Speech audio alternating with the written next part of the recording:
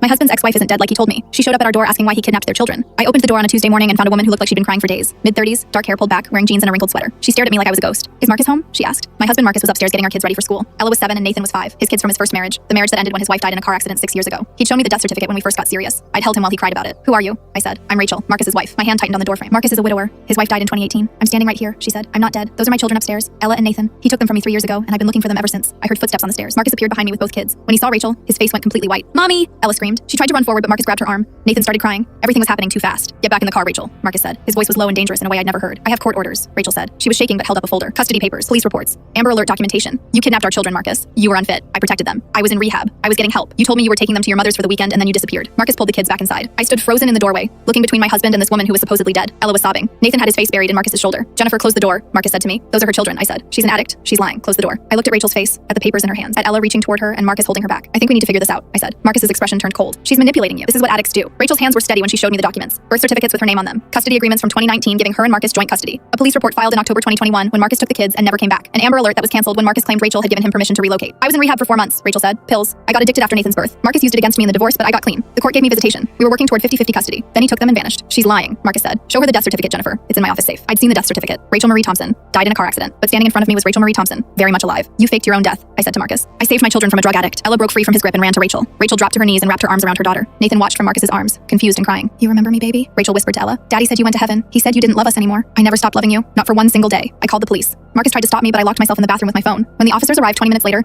Marcus was packing suitcases. He was going to run again, take the kids and disappear like he'd done 3 years ago. They arrested him in our driveway. The kids watched from the window. Rachel stood beside me, holding the court orders that proved she had legal custody. Marcus had violated those orders for 3 years. He'd faked documents, created a false identity in a new state, married me using half-truths and a manufactured past. Did you know? Rachel asked me quietly while the officers put Marcus in the patrol car. I thought you were dead. He showed me a death certificate. He cried about losing you. He's good at crying when he needs something. The death certificate was a forgery. Marcus had paid someone $5,000 for it. I found the receipt in his office later that day, along with 3 fake IDs and $10,000 in cash. He'd been preparing to run again. Maybe he'd sensed Rachel getting close. Maybe he was always ready to disappear. Rachel took the kids to a hotel that night. She had emergency custody orders. I gave her Ella's favorite stuffed elephant and Nathan's blanket. Ella hugged me goodbye and asked if I was coming with them. I'm not your family, I said gently. Your mom is. But you're married to Daddy. Not anymore. I filed for an annulment the next day. Fraud. My marriage to Marcus was based on lies. He told me he was a widower. He told me those children needed a mother. He'd made me fall in love with kids who already had a mother searching desperately for them. Marcus made bail after 3 days. He called me from his lawyer's office asking me to testify that he was a good father, that the kids were happy, that Rachel was dangerous. I hung up on him. The trial took 6 months. I testified for Rachel. I told the court about the forged death certificate, the fake documents, the way Marcus had isolated the children from anyone who might recognize them. I told them how Ella had screamed mommy when she saw Rachel, how that sound came from somewhere deep and true. Marcus got 4 years for kidnapping and custodial interference. Rachel got her kids back. She sends me photos sometimes. Ella in a soccer uniform, Nathan starting first grade. They look happy. They look like they finally stopped waiting for their father to pack them up and run again. I kept Ella's drawings from when she lived with us. Crayon pictures of our family, me, Marcus, Ella, and Nathan. In every single one, there's a 5th figure in the corner. A woman with dark hair. When I asked Ella about it once, she said it was her imaginary friend. It was never imaginary. It was her mother. The one she wasn't allowed to remember but couldn't forget.